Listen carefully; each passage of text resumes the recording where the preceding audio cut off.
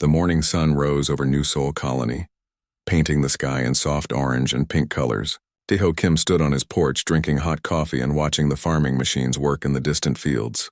The machines moved slowly across the green crops, gathering food that would feed thousands of people across the galaxy. Daeho was the colony administrator. He had been living on this planet for 12 years now, ever since the first ships arrived from Earth. Back then, there was nothing here but empty land and clean air. Now, New Seoul was home to almost 5,000 humans who had built a good life among the stars. The colony looked like a small town from old Earth. Houses lined neat streets, with gardens full of flowers and vegetables. Children played in parks while their parents worked. The school bell rang in the distance, calling students to their morning lessons. So-young Kim, Daeho's wife, was already at the school. She taught the younger children, ages 5 to 10. She loved her job and often came home with stories about what the kids had learned that day. The children were curious about everything. The strange animals that lived in the forests, the 2 moons that appeared in the night sky, and the alien ships that sometimes landed at the spaceport. Down the street from Daeho's house lived the Park family. Woobin Park worked as a crop engineer, making sure the plants grew healthy and strong. His wife Hee-jin ran the colony's small library. Their daughter Na-yeon was 8 years old and full of energy. She had bright eyes and always asked too many questions. Na-yeon loved to explore. She knew every corner of the colony and made friends with everyone she met. The older colonists smiled when they saw her running down the streets, her long black hair flying behind her. She reminded them why they had come so far from Earth, to build a better world for their children. Taemin Lee lived alone in a small house near the engineering center. He was quiet and kept to himself, but he was very good at fixing things. When machines broke down, people called Taemin. He could repair anything from farming equipment to communication systems. Nobody knew much about his past, but he worked hard and helped whenever people needed him. Yoo-jin Choi was the colony's main doctor. She ran the medical center and took care of everyone's health. She was kind and patient, always ready to help when someone was sick or hurt. The colonists trusted her completely. She had saved many lives over the years and delivered dozens of babies born on this new world. The colony had been peaceful for many years. There were no wars, no crime, and no hunger. People worked together and helped each other. It was the kind of life that humans had dreamed about for centuries. But the humans were not alone in this part of space. Several alien species lived on nearby planets and traveled between the stars in huge ships. The most powerful of these aliens called themselves the Velkari Empire. The Velkari looked like tall, thin humans, but their skin was gray and their eyes were large and black. They wore fancy uniforms covered in medals and symbols. They had been traveling in space for thousands of years and controlled many star systems. The Velkari thought they were better than everyone else. They had advanced technology and powerful weapons. Their ships could destroy entire planets if they wanted to. They ruled over dozens of other alien species and demanded respect from everyone they met. To the Velkari, humans were just simple farmers. They saw the human colonies as useful places to buy food, but they did not think humans were important. The Velkari believed that humans were too weak and stupid to ever be a threat to anyone. Commander Thexval was the Velkari officer in charge of this region of space. He was old and experienced with many victories in his past. He visited human colonies sometimes to check on trade agreements and make sure everything was going the way the Velkari wanted. Thexval thought humans were interesting in a simple way. They worked hard and grew good food. They did not cause trouble or ask for too much. They seemed happy with their small lives on their small planets. This made them perfect servants for the great Velkari Empire. The humans and Velkari had signed trade agreements years ago. The humans would sell their crops and other goods to the Velkari. In return, the Velkari would protect the human colonies from space pirates and other dangers. It seemed like a fair deal to both sides. Every few months, Velkari ships would land at the New Seoul spaceport. They would load their ships with grain, vegetables, and meat. They paid with advanced technology that the humans needed: communication equipment, medical supplies, and power generators. The colonists had mixed feelings about these visits. The Velkari always acted like they were doing humans a great favor by trading with them. They spoke to humans like adults speaking to children, but the trade was important for the colony's survival, so the humans stayed polite and friendly. Daeho finished his coffee and walked toward the administration building. Today was a trading day. A Velkari ship had arrived in the night and would be loading cargo all morning. He needed to check the paperwork and make sure everything went smoothly. As he walked through the colony, Deho saw his neighbors starting their daily work. Farmers headed to the fields. Teachers walked to the school. Shop owners opened their businesses. Everyone looked happy and peaceful. Nayun Park ran past him carrying her school bag and laughing with her friends. She waved at Deho and called out, "Good morning, Mr. Kim," before disappearing around a corner. Deho smiled and waved back. This was why he loved living here. The children were safe and free. They could grow up without fear, surrounded by people who cared about them. It was everything the first colonists had hoped for when they left Earth so long ago. He had no way of knowing that this would be the last normal day the colony would ever have. The Velkari ship landed at the spaceport just after sunrise. It was a large silver vessel that gleamed in the morning light. The ship made no sound as it touched down, using technology that humans still did not understand. Commander Thexval walked down the ship's ramp, followed by his crew. Behind him came Sub-Commander Krelthos, a younger Velkari with angry eyes and a quick temper.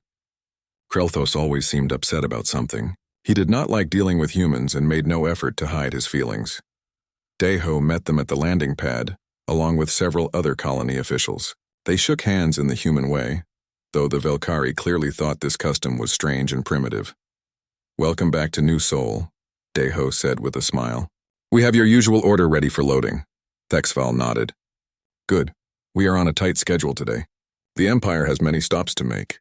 He looked around the spaceport with bored eyes. "I trust there have been no problems since our last visit?" "None at all," Deho replied. "The harvest was excellent this year. You will be very pleased with the quality." The loading began immediately. Human workers brought containers of grain, dried meat, and preserved vegetables to the ship. The Velkari crew checked each container with scanning devices, making sure everything met their standards. Krelthos stood apart from the others, watching the humans work. His expression showed clear disgust. He thought humans moved too slowly and talked too much. He wanted to finish this business and leave as quickly as possible. Near the edge of the landing pad stood a small display case. Inside was a beautiful crystal sculpture that the Velkari had given to the colony years ago as a sign of friendship. It was supposed to represent the peace between their two peoples. The crystal was blue and white, and it caught the sunlight in pretty patterns. The sculpture sat on a simple metal stand, protected by a clear cover. A small sign next to it explained its meaning in both human and Velkari writing. Most people walked past it without paying much attention, but it was part of the official trade ceremonies. Nayun Park had finished her morning classes early. Her teacher had dismissed the students so they could watch the Velkari ship landing. Many of the children were curious about the aliens and their advanced technology. Nayun ran to the spaceport with her friends. They stood behind a safety barrier, watching the workers load the ship. The children pointed at the strange Velkari uniforms and whispered about the alien technology they could see. Wubin and Heejin Park were also at the spaceport. Wubin needed to check on some of the crop shipments, while Heejin wanted to make sure Nayun stayed safe and did not cause any trouble. "Stay with the other children," Heejin told her daughter. "Do not go near the ship or bother the Velkari." Nayun nodded, but she was too excited to stand still. She watched everything with wide eyes, fascinated by the alien visitors and their powerful ship. As the morning went on, the loading continued smoothly. The Velkari crew worked efficiently, and the human workers did their best to stay out of the way. Everything seemed to be going perfectly. Then Nayun saw something that made her gasp. A small bird had somehow gotten inside the display case with the crystal sculpture. The bird was trapped and flying around frantically, bumping into the walls of the case. Nayun loved animals. She could not stand to see any creature in distress. Without thinking, she ducked under the safety barrier and ran toward the display case. "Nayun, come back," Heejin called out, but her daughter was already too far away to hear. Nayun reached the display case and tried to open it. The latch was stuck, so she pushed harder. The case opened suddenly, and the bird flew out to freedom. But Nayun lost her balance and fell forward. Her small hands hit the crystal sculpture, knocking it off its stand. The beautiful crystal shattered on the metal floor, breaking into dozens of pieces. The sound of breaking crystal cut through all other noise at the spaceport. Everyone stopped what they were doing and turned to look. Nayun sat on the ground, surrounded by the broken pieces of the sculpture. Krelthos saw what had happened and let out a roar of anger. The crystal sculpture was a sacred object from his home world. It had been blessed by Velkari priests and was worth more than most humans earned in a lifetime. "You stupid child," Krelthos shouted as he stormed toward Naun. "Do you know what you have done?" Naun started to cry. She had not meant to break anything. She was just trying to help the bird. Wubin ran to his daughter and helped her to her feet. "I am very sorry," he said to Krelthos. "It was an accident. My daughter was trying to help a trapped bird." "An accident?" Krelthos's voice was full of rage. "That sculpture was a holy relic. It cannot be replaced." Thexval approached more slowly. He looked at the broken crystal with sad eyes. The sculpture had indeed been very important to his people, but he could see that the human child had not meant any harm. "We will pay for the damage," Wubin said quickly. "Whatever it costs, we will make it right." "Pay?" Krelthos laughed, but it was an ugly sound. "You could not afford to pay for this in 100 lifetimes. This requires punishment." "Real punishment?" "The child meant no harm," Deho said, joining the group. "Surely we can work something out." But Krelthos was beyond reason. In his culture, destroying sacred objects was one of the worst crimes possible. His anger had taken control of his thoughts. "Stand aside," he ordered Wubin. "No," Wubin said firmly. He moved to stand between Krelthos and his daughter. "She is just a child. This was an accident." Krelthos saw this as the ultimate insult. Not only had the human child destroyed a sacred relic, but now her father dared to defy a Velkari commander. He pulled out his energy weapon, a device that could kill with a single shot. "I said stand aside." "Please," Heejin begged, running to join her family. "She is only 8 years old." She did not know, but Krelthos was not listening anymore. His pride had been wounded and his anger had consumed all reason. He pointed the weapon at the small family. "The child must be punished," he said coldly. Wubin spread his arms wide, trying to protect both his wife and daughter. "Then punish me instead." "I am responsible for her actions." "No," Krelthos replied. "She must learn. They all must learn." The energy weapon fired with a bright flash of light, but Krelthos did not aim at Wubin. He aimed at Naun. The little girl fell to the ground without a sound. Her eyes closed and she did not move again. For a moment, the spaceport was completely silent. No one could believe what had just happened. Then Heejin screamed, a sound of pure pain that echoed across the landing pad. She fell to her knees beside her daughter, gathering the small body in her arms. Naun, wake up." But Naun would never wake up again. Wubin stood frozen, staring at his dead child. His face had changed completely. The kind, gentle man was gone. Something cold and hard had taken his place. Thexval looked at his subordinate in shock. "What have you done?" he whispered. Krelthos put away his weapon. "I have taught them respect," he said with satisfaction.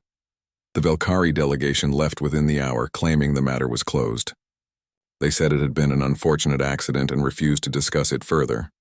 But they had made the biggest mistake in their long history. They had killed a human child and they thought there would be no consequences. They were very, very wrong. The news traveled fast. Within hours of Naun's death, messages were flying through space to every human colony and ship.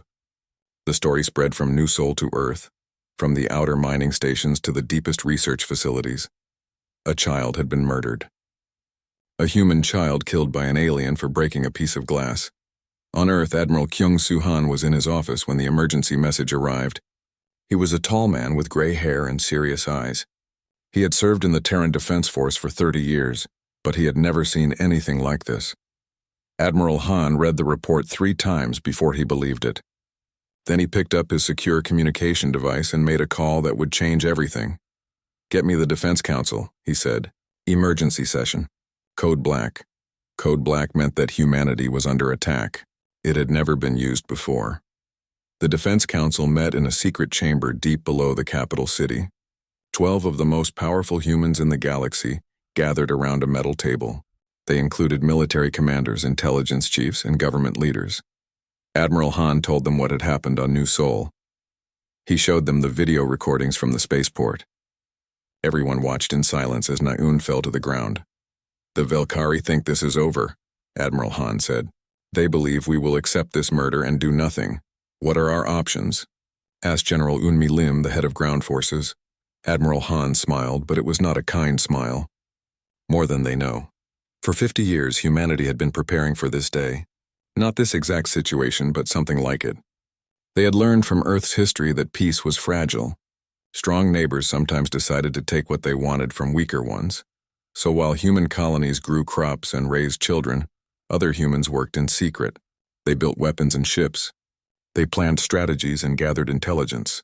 They prepared for the day when someone would threaten humanity's children. Dr. Min-Ho Yoon ran the secret weapons program. His laboratories were hidden on moons and asteroids where alien spies could not find them. For decades, his teams had been developing technology that could match or beat anything the Velkari had. "Show them Project Thunder," Admiral Han said. Dr. Yoon activated a holographic display. Images of sleek warships appeared in the air above the table. These ships looked nothing like the slow cargo vessels that aliens were used to seeing from humans. "We have been building these for 20 years, Dr. Yoon explained. They use new engines that are faster than anything the Velkari have. Their weapons can punch through any known shield technology." "How many do we have?" asked General Lim. 200 completed ships, Dr. Yoon replied. "Another 100 will be ready within a month." The council members looked impressed, but Admiral Han was not finished. "Show them the merchant fleet," he said. Dr. Yoon touched another control. New images appeared showing familiar cargo ships. But these ships were different somehow. They looked more solid, more dangerous. "Every major trading vessel in our fleet has been secretly modified," Dr. Yoon continued. "They carry hidden weapons and shields. From the outside, they look like normal cargo ships. Inside, they are warships. This was humanity's greatest secret. For 50 years, human merchants had been traveling throughout alien space. They had mapped every star system, every military base, every important target. The aliens saw them as harmless traders. They never suspected they were actually scouts and spies. Captain Ji-won Song commanded the largest of these disguised ships. Her vessel, the Happy Farmer, looked like it carried grain and vegetables. In reality, it was one of the most advanced warships ever built. "We know everything about Velkari space," Captain Song reported from her ship. "Every base, every patrol route, every weakness. We have been watching them for decades." The Defense Council made their decision quickly. The Velkari had crossed a line that could never be uncrossed. They had killed a human child and shown no remorse. They thought humans were too weak to fight back. They would learn how wrong they were. Meanwhile, on New Seoul, the colonists were dealing with their grief and anger. Nayun's funeral was held 2 days after her death. The entire colony came to say goodbye to the little girl who had brought so much joy to their lives.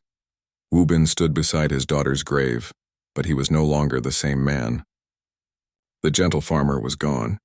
In his place stood someone harder, colder, and very dangerous. Tae-min Lee approached him after the service. The quiet engineer looked different too. His eyes were sharp and alert like a soldier's. "I need to tell you something," Tae-min said quietly, "about who I really am." They walked to Tae-min's workshop away from the other mourners. Inside, Tae-min showed Woo-bin a hidden room full of military equipment and weapons. "I used to be a military engineer," Tae-min explained. "Before I came here, I designed defense systems for the Terran colonies. I came to New Seoul to retire, to live peacefully." He picked up an advanced rifle from a wall rack. "But peace is over now." Woo-bin stared at the weapons. "What are you saying?" "I am saying that help is coming," Tae-min replied. "And when it arrives, we need to be ready." All across human space, similar conversations were taking place. People who had been living quiet lives were revealing hidden pasts. Farmers who used to be soldiers. Teachers who used to be spies. Mechanics who used to build weapons. Humanity had spread across the galaxy and they had brought their skills with them. They had been content to live peacefully, but they had never forgotten how to fight. Eugene Choi, the colony doctor, was also more than she seemed. She had once served as a combat medic in the Terran Defense Force. She knew how to treat wounds caused by energy weapons and explosives. "Set up the medical center for combat casualties," she told her staff. "We are going to need it." Dae-ho Kim sent encrypted messages to Earth every day, reporting on Velkari movements and asking for orders. The reply always came back the same: "Be ready. Help is coming." The Velkari, meanwhile, continued their normal activities. They had no idea that anything had changed. Commander Thexvel filed a routine report about the incident on New Seoul and forgot about it. Sub-Commander Krelthos bragged to his friends about how he had taught the humans a lesson. They did not notice the increase in human shipping traffic. They did not realize that cargo ships were taking longer routes through their space, mapping and scanning everything they passed. They did not understand that humanity was preparing for war. 3 weeks after Nayun's death, Admiral Han received a message from the Velkari High Command. They demanded that New Sol increase its crop shipments as punishment for the disrespect shown to their officer. Admiral Han read the message twice, then deleted it. The time for diplomacy was over. He activated the fleet-wide communication system and sent out a message that had been prepared for 50 years. Operation Retribution is now active. All units proceed to assign targets. Show them what happens when someone hurts our children. Across human space, hundreds of ships began to move. The merchant vessels dropped their disguises and revealed their true nature. The secret warships emerged from hidden bases. The largest military force humanity had ever assembled began its journey toward Velkari space. The aliens thought they had killed one small girl and gotten away with it. They were about to learn that they had declared war on the entire human race. The first strike came without warning. The Velkari military base at Kepler Station was monitoring space traffic when their sensors detected something impossible. Ships were appearing out of empty space as if they had been invisible. Commander Velthok was drinking his morning meal when the alarms started screaming. He ran to the command center and stared at the display screens in shock. Dozens of human ships surrounded his station, and they were not cargo vessels. "Sir, they are targeting our defense platforms," his weapons officer reported. "Human ships do not have weapons," Velthok said, but even as he spoke, he knew he was wrong. The human ships opened fire. Beams of pure energy struck the Velkari defense platforms, destroying them in seconds. The weapons were more powerful than anything the Velkari had ever seen from humans. "Send a distress signal," Velthok ordered. "Tell High Command that we are under attack by unknown forces." But the human ships were jamming all communications. No signal could get through their electronic barriers. Admiral Han watched the battle from his flagship, the Iron Will. The Velkari base was falling exactly as planned. His ships moved with perfect coordination, destroying military targets while avoiding any civilian areas. "All defense platforms destroyed," reported Captain Cho, his tactical officer. "The base is defenseless." "Good," Admiral Han replied. "Send the surrender demand." A message appeared on every screen at the Velkari base. It was written in perfect Velkari script. "You killed our child. Surrender now or face the consequences." Commander Velthok stared at the message in confusion.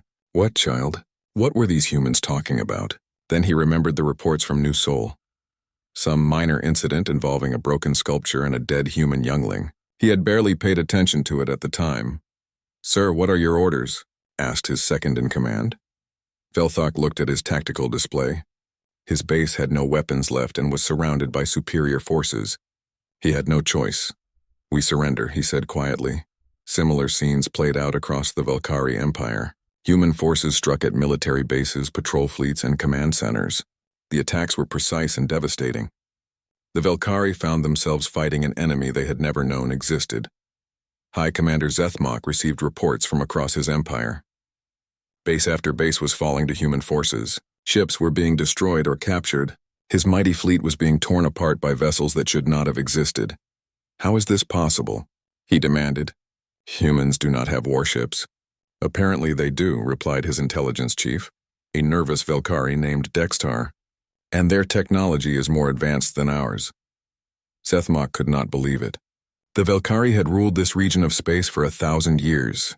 They had the best ships, the best weapons, the best trained crews. How could primitive humans be defeating them? "Send the Third Fleet to Earth," he ordered. "Destroy their homeworld. That will end this quickly." But the Third Fleet never reached Earth. Captain Jiwon Song's task force intercepted them at the edge of the solar system.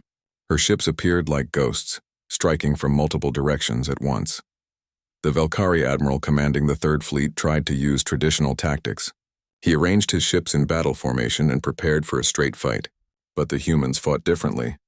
Captain Song's ships moved like dancers, never staying in one place long enough for the Velkari to target them properly. They struck and vanished, picking apart the alien fleet piece by piece. "Their ships are too fast," the Velkari admiral reported to High Command. "We cannot match their speed or maneuverability." Then use overwhelming force, Zethmok replied. Send everything we have. But everything was no longer enough. 50 years of preparation had given humanity advantages that the Velkhari could not overcome.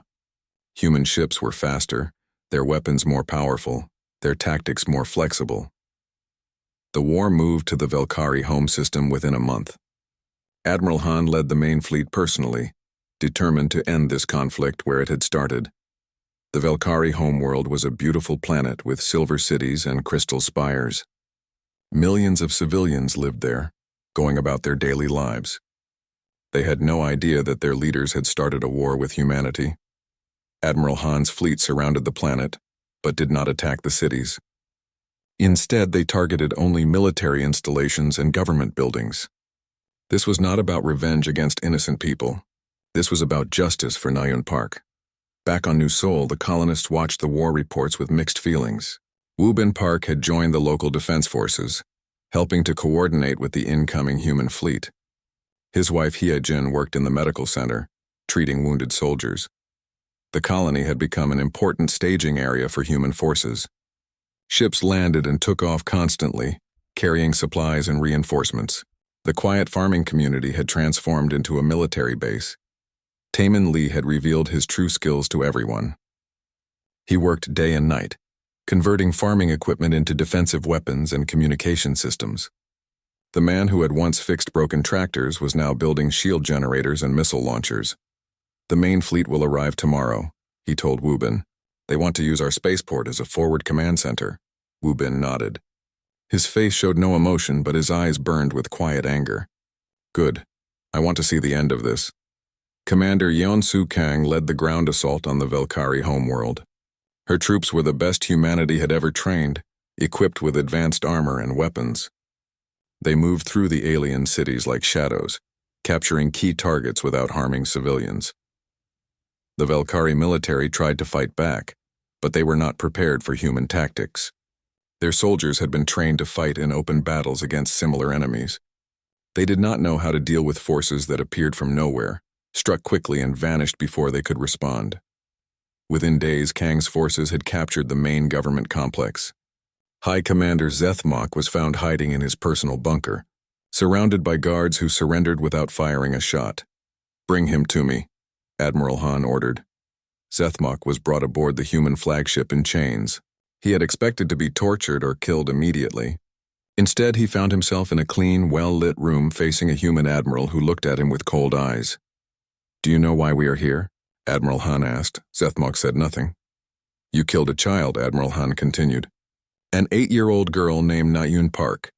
She was playing near your ship when she accidentally broke a piece of glass. For this, your officer murdered her in front of her parents. Understanding began to dawn in Zethmok's large black eyes. This entire war, the destruction of his empire, the defeat of his fleets, all of it was because of one dead human child. You cannot destroy an entire empire over one youngling, he said finally. Admiral Han leaned forward. Watch us. But even as he spoke those words, Admiral Han knew that humanity would not become monsters. They had won their war, but they would not become the thing they had fought against.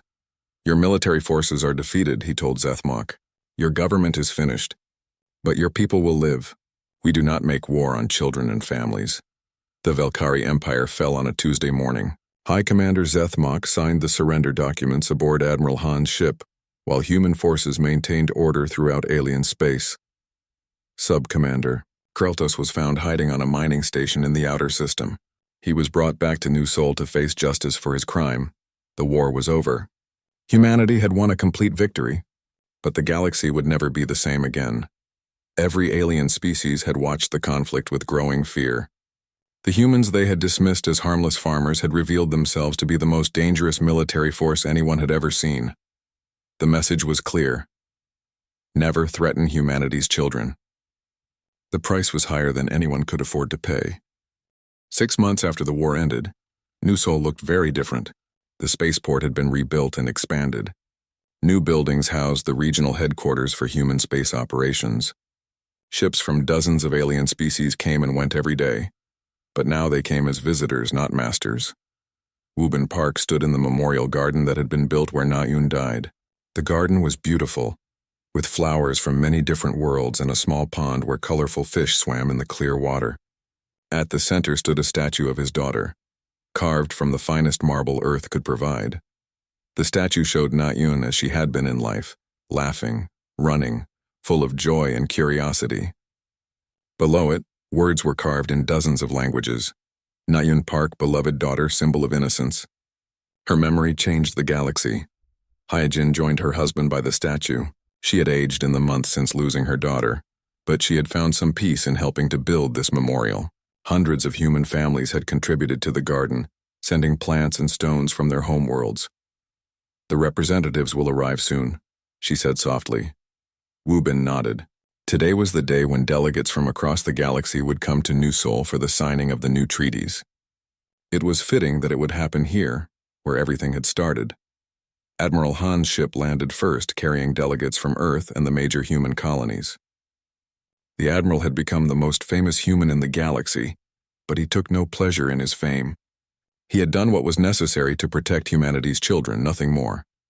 Captain Song's vessel arrived next, bringing representatives from the former Velkari territories. The Velkari people were still adjusting to their new reality. Their empire was gone, but humanity had kept its promise. Civilian populations were protected and allowed to rebuild their lives under human oversight. One by one, ships from other alien species landed at the spaceport. The Thorian Federation, the Zephyr Collective, the hegemony of three suns. All the major powers had sent their most important leaders to this small human colony. They came because they had learned a hard lesson. Humanity was not the weak, primitive species they had thought. Hidden beneath the surface of peaceful farmers and traders was the most formidable military force the galaxy had ever seen. Dai-Ho Kim, still the colony administrator, welcomed each delegation personally. He had not asked for this responsibility, but the universe had thrust it upon him. New Seoul had become the most important place in human space, and he was determined to handle that role with dignity. The signing ceremony took place in the colony's main hall, a simple building that had once been used for town meetings and school plays. Now it hosted the most important diplomatic gathering in galactic history. High Commander Zethmok was there, but not as a leader. He sat in the section reserved for war criminals awaiting trial. His once proud uniform had been replaced with simple gray clothes. His empire was gone, his fleet destroyed, his authority ended. Sub-Commander Krelthos sat beside him, the alien who had actually pulled the trigger. He would face a human court for murder, and everyone knew what the verdict would be. The only question was whether his sentence would be death or life imprisonment. Admiral Han took his place at the main table, representing humanity in the negotiations. Around him sat the leaders of a dozen alien species, all eager to establish friendly relations with the humans they had previously ignored. "We are here," Admiral Han began, "because one alien chose to murder a human child over a broken piece of glass. That choice led to the destruction of an empire and the death of millions in war. We gathered today to ensure that such a tragedy never happens again. The new treaties were comprehensive. They established humanity as the dominant power in this region of space, but they also created protections for all species. War crimes would be prosecuted regardless of who committed them. Trade would be fair and open. Children of all species would be protected. Most importantly, the treaties established the principle that would guide galactic relations for centuries to come. Harming the innocent would bring swift and terrible consequences." Dr. Minho Yoon, the weapons designer, watched the ceremony from the back of the hall. His secret laboratories were now public knowledge, and he had become the most feared scientist in the galaxy. But he took no pleasure in that fear. He would have preferred to spend his life growing flowers instead of building weapons. Tae-Min Lee sat with the other colonists, wearing his old farming clothes but carrying the rank of colonel in the Human Defense Force. After the war, he had been offered a position as head of military engineering. He had accepted, but only on the condition that he could continue living on New Seoul. Yoo-Jin Choi had been promoted to Director of Galactic Medical Services. She would oversee healthcare for all species in human-controlled space, ensuring that no one would suffer for lack of medical attention. When the signing was complete, the delegates filed outside to the memorial garden. They came to pay their respects to the little girl whose death had changed everything. Each alien leader placed a flower at the base of Na-Un's statue. Some had tears in their eyes, even though they had never known her. They understood that this child had become a symbol of something larger than herself. Captain Song stood near the pond watching the ceremony. Her ship, the Happy Farmer, was being retired to a place of honor in the Earth Defense Museum. She had been offered command of the entire human fleet, but she preferred to return to exploring the galaxy in a smaller vessel. As the sun set over New Sol, the alien delegates returned to their ships. They would carry word of this day to every corner of the galaxy. The age of human weakness was over. A new era had begun. Wubin and He-Jin remained in the garden after everyone else had left. They sat on a bench near their daughter's statue, holding hands and remembering better days. "Do you think she would be proud of what we built here?" He-Jin asked. Wubin looked at the statue of his laughing daughter. She always wanted to make friends with everyone she met. "I think she would like knowing that children everywhere are safer because of what happened to her." High above them, human patrol ships moved across the night sky, protecting the colonies and trade routes. The galaxy was at peace, but it was a peace backed by strength. In the months that followed, stories spread across space about the humans and their terrible swift justice. Pirates thought twice before attacking human ships. Warlords reconsidered their plans to conquer human colonies. Slavers found other hunting grounds. The galaxy had learned that humanity's children were not to be touched. The price of harming them was higher than anyone could afford to pay. Na-Yeon Park had been 8 years old when she died. She had loved animals, asked too many questions, and dreamed of seeing the stars. Her death had brought war and destruction, but it had also brought justice and peace. In the memorial garden on New Sol, her statue smiled in the moonlight, watching over a galaxy that would never forget her name. She had become what every parent hopes their child will be, someone who makes the world a better place. The inscription on her statue was simple but powerful. "Here lies Na-Yeon Park. She wanted to help a bird." Her memory protects every child among the stars, and it always would.